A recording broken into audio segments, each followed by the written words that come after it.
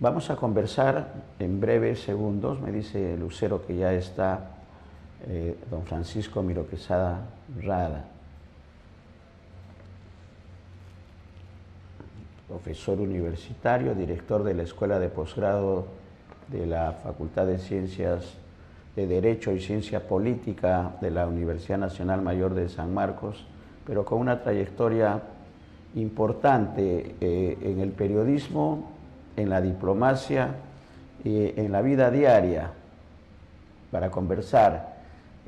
Creo que eso puede resumir en algo la trayectoria importante de Paco y su influencia con sus artículos permanentes en El Comercio.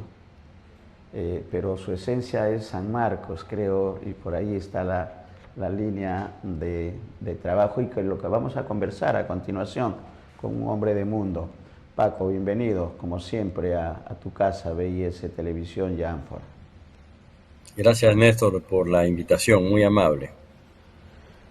Hay mucho por conversar periodísticamente. Si hablamos en términos periodísticos, hay carnecita y de primera todavía, Paco, que mañana van a ser titulares, pero que hoy día lo podemos, en los medios impresos, pero que hoy día lo podemos conversar. Hay un tema que tiene que ver con acción popular también, porque gran parte de los involucrados en este allanamiento que se está realizando al grupo de los niños, tanto en sus oficinas legislativas como en domicilios, indica una lectura. ¿Cuál es la lectura? No solamente de Acción Popular, porque hay también congresistas de otras tendencias, de otras bancadas. ¿Cuál es la lectura para el peruano de a pie que podemos compartir en estos momentos con lo que está ocurriendo con los niños, Paco? Bueno, lo que estamos viendo es un proceso que ya viene de antes, y es no solamente el caso de los llamados los niños, que además de que hay ahí algunos de Acción Popular, también hay otros grupos. El tema es que ahí hemos entrado en una espiral de corrupción sumamente fuerte, pero no solamente por razones de orden económico, sino por eh, apoyo político, por manejo de poder, por dar poder a cambio de apoyo en el Congreso.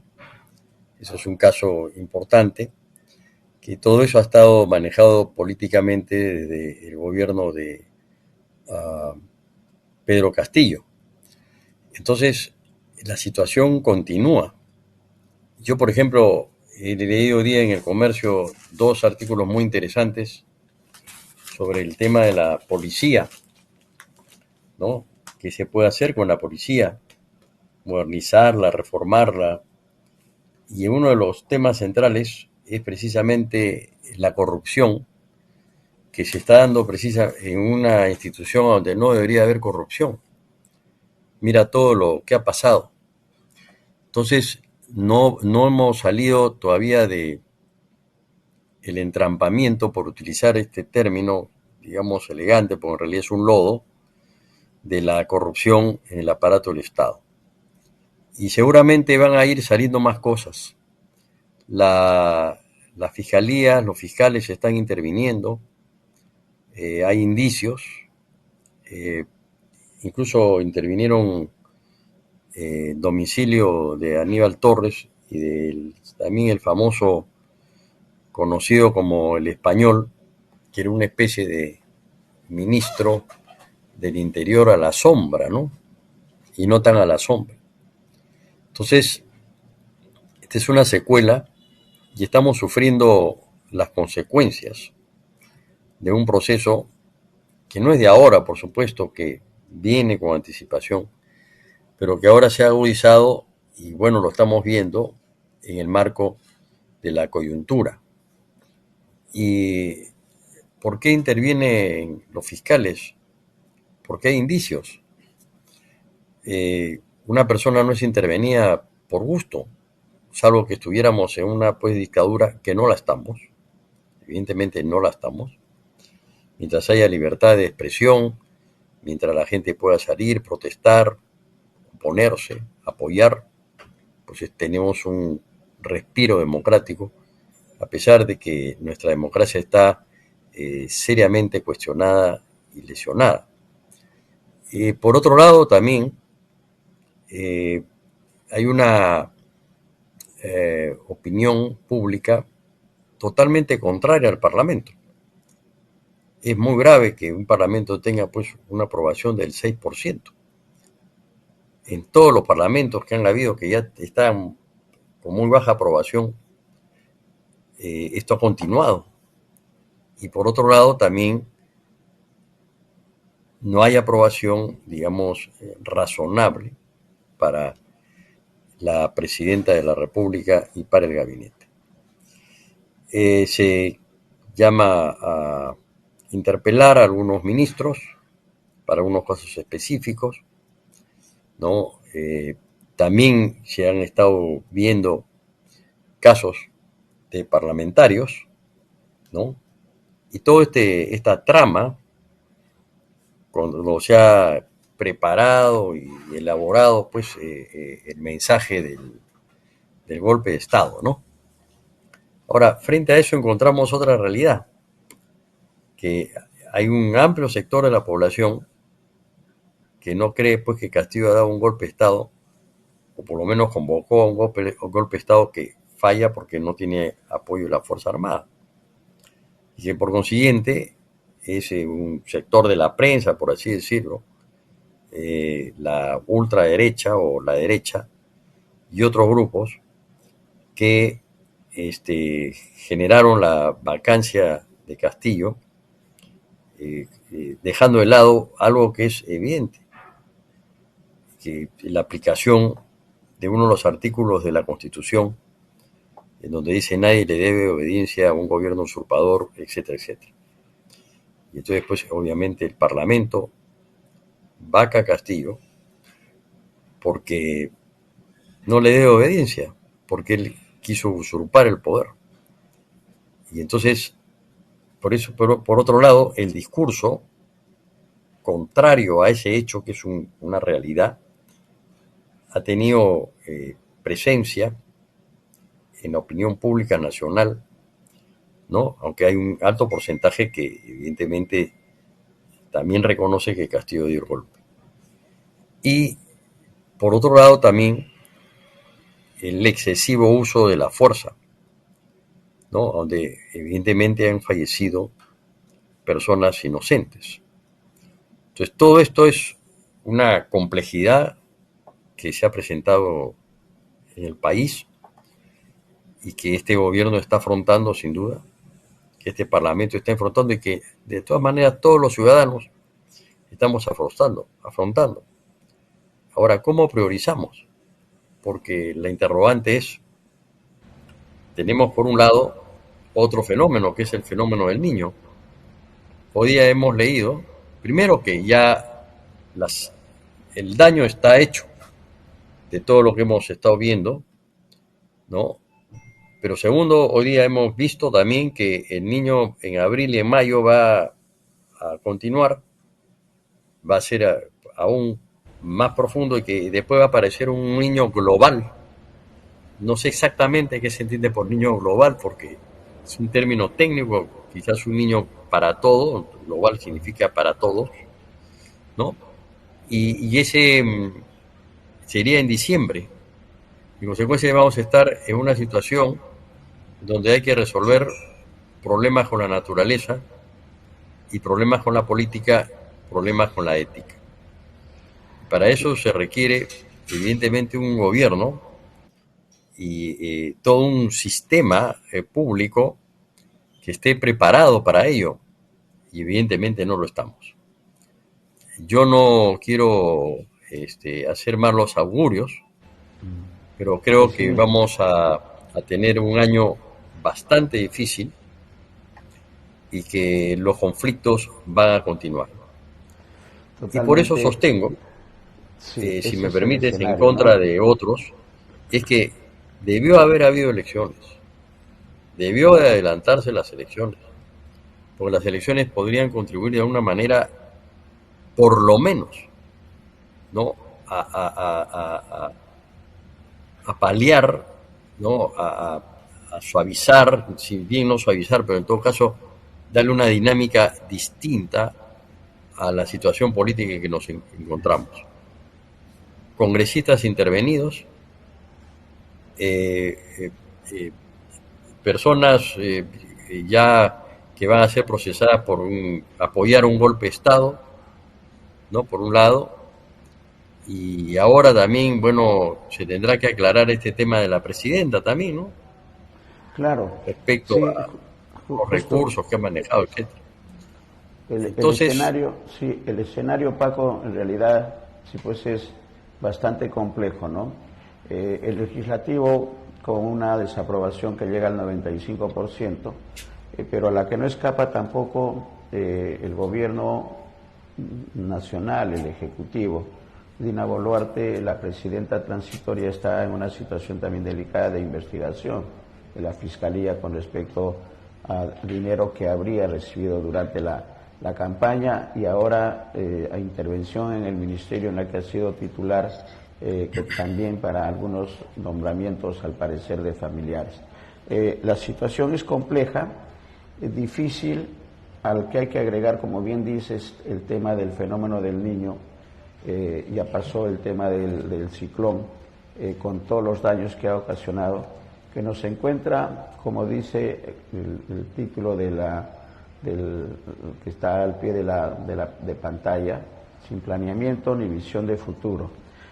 Pero hay que ser optimistas y yo creo que en el fondo el comentario, Paco, es buscar eso, ¿no? Buscar salidas, y creo que el tema técnico, el tema pragmático que tendría que imponerse en el futuro inmediato, a través de partidos políticos, no creo que sea,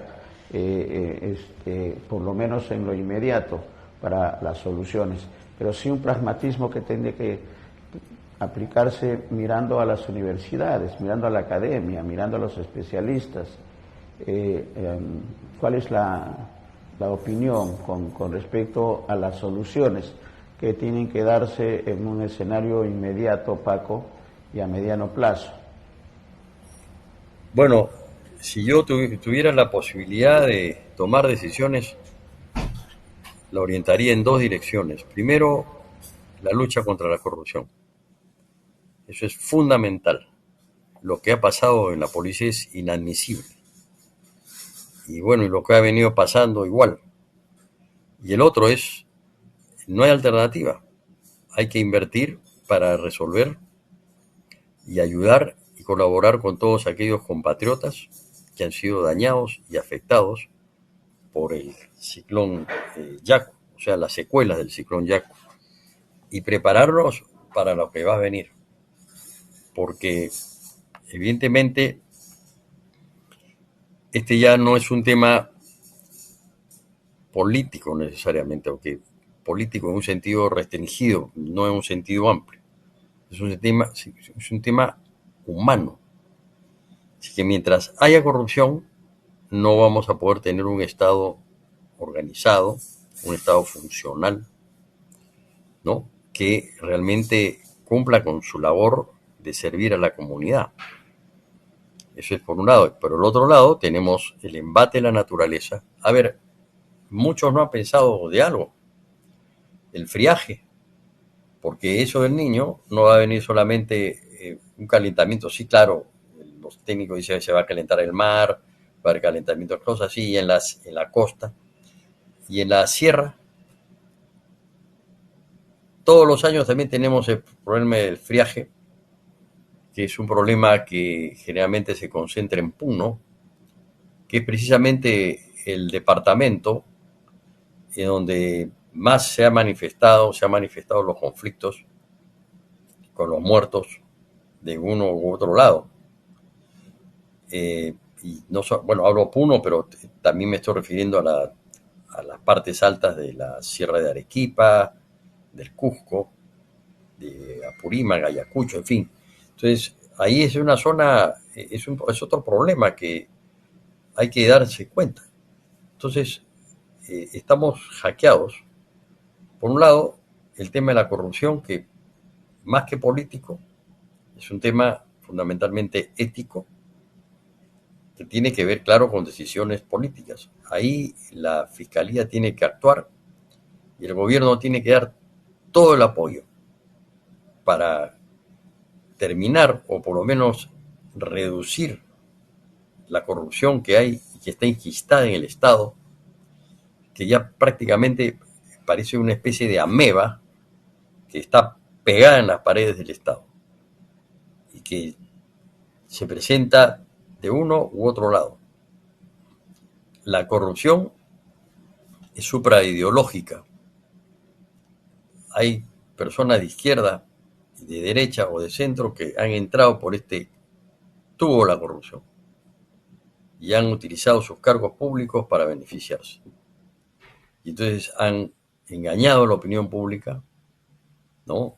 Y evidentemente han dañado a la ciudadanía, porque con los millones que se han llevado con la corrupción, muchos de esos dineros se pudieron haber invertido en hospitales, en carreteras, en hacer canales adecuados para estar preparados como fenómeno que se ha producido por lo con Yaku y que podría producirse con el niño, y así sucesivamente. Entonces, digamos, si tú me pides a mí que sea optimista, no es que yo sea pesimista, quiero ser realista. Y entonces, si tú me pides esto, entonces yo te digo que esas dos son dos cosas que hay que afrontar.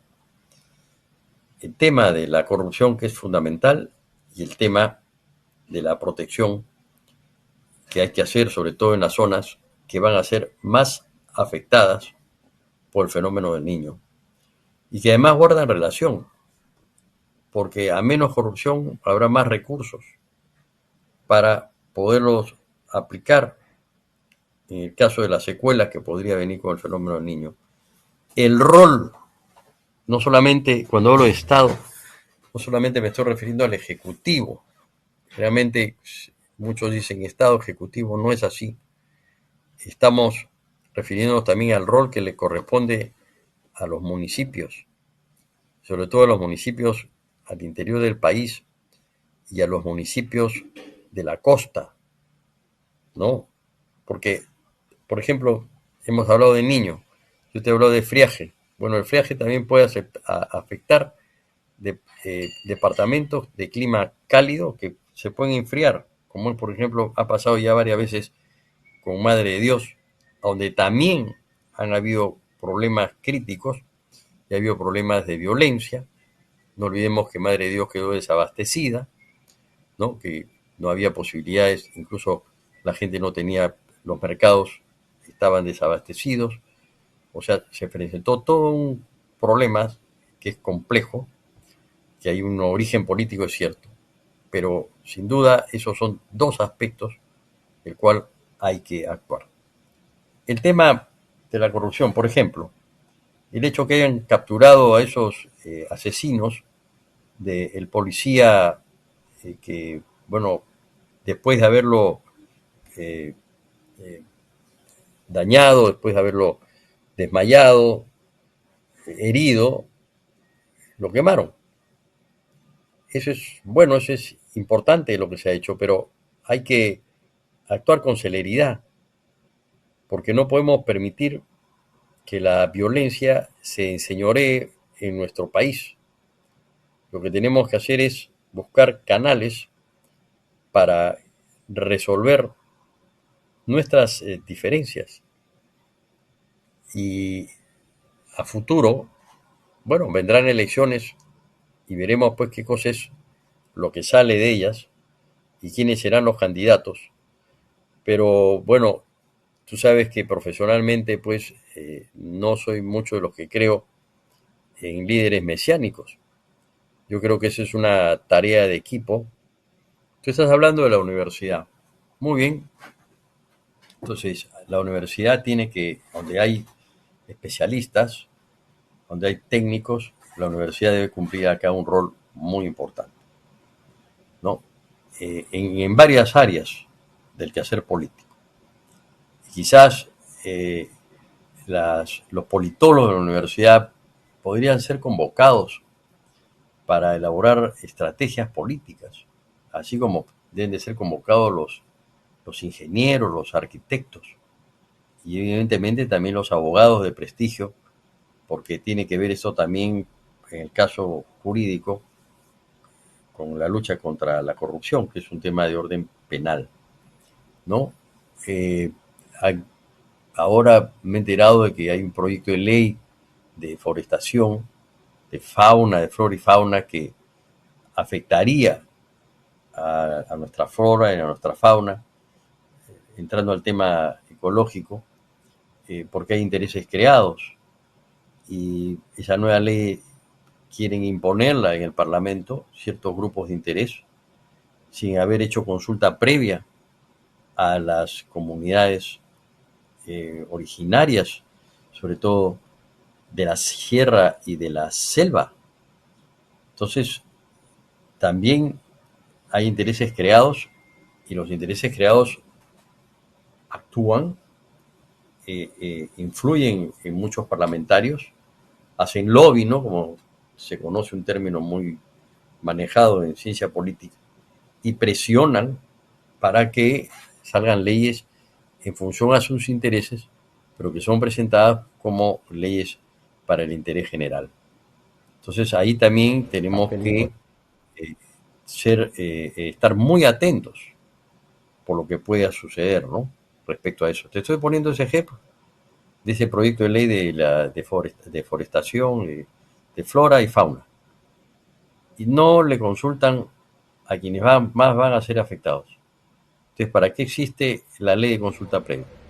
Consulta ¿No? previa. Pues no se cumplen prácticas democráticas.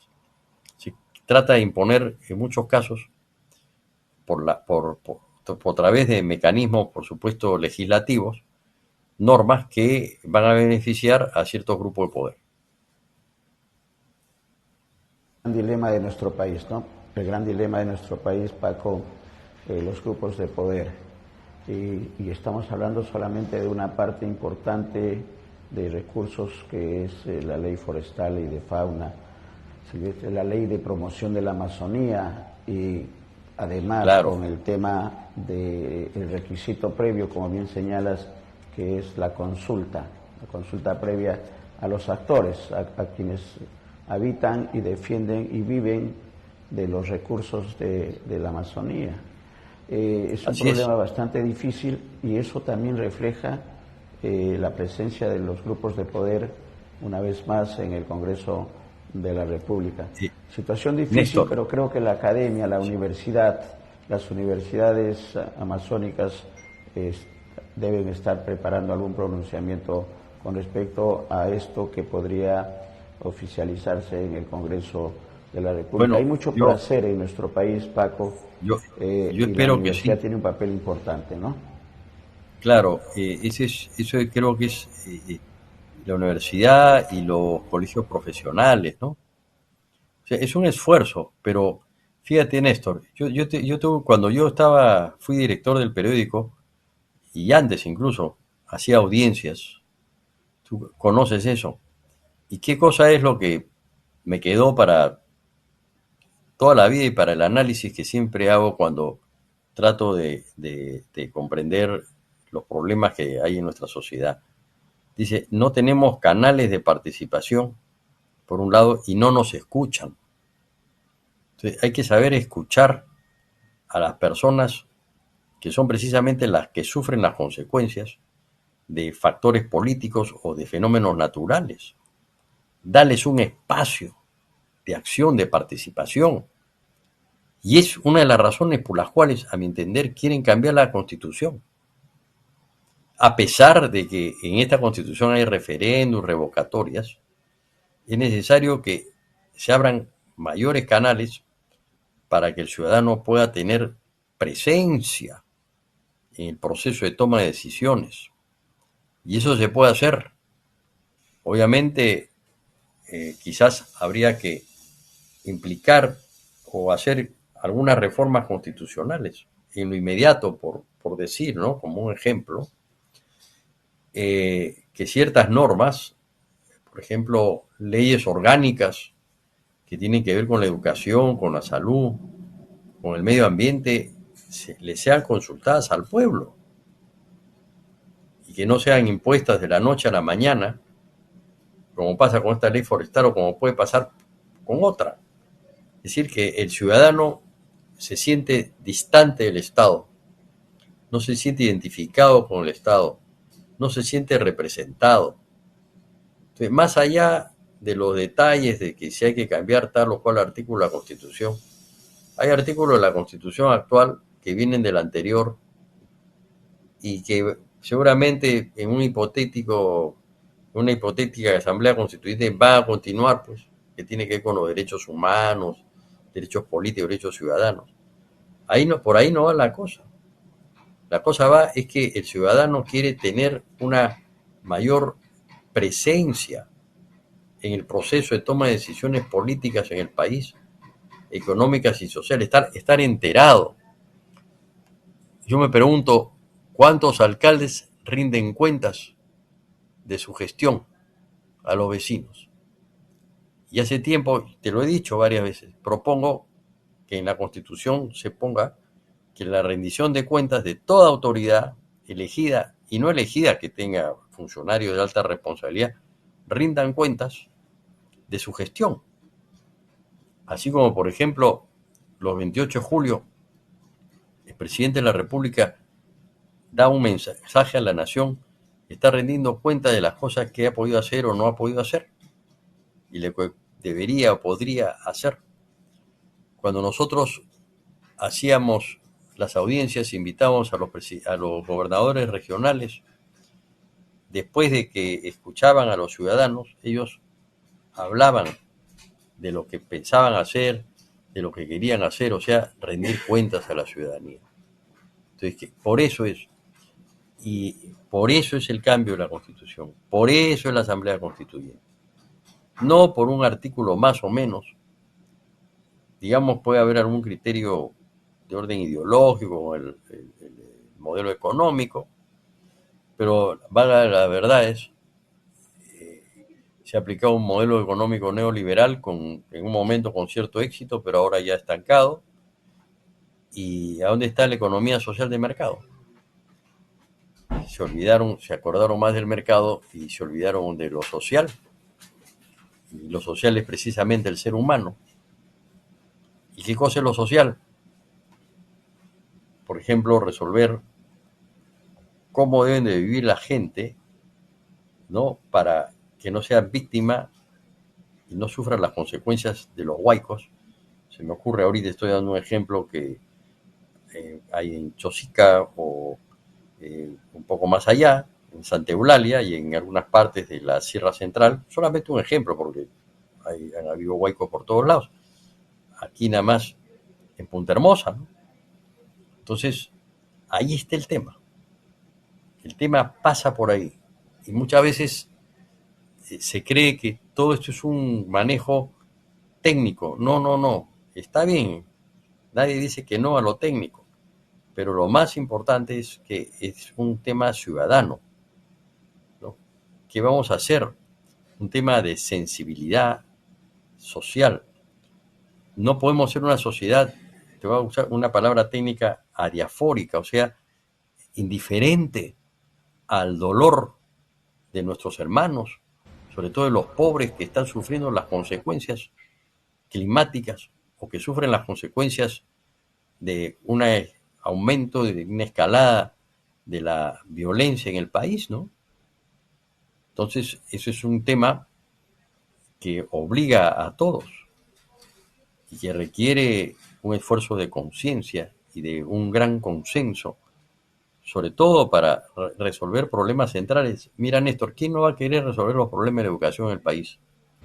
Salud. Si algunos no quieren, es porque realmente no les interesa la problemática humana o hay una indiferencia absoluta o una maldad, porque la buena educación de los niños es algo fundamental. O la salud en el Perú, ¿no?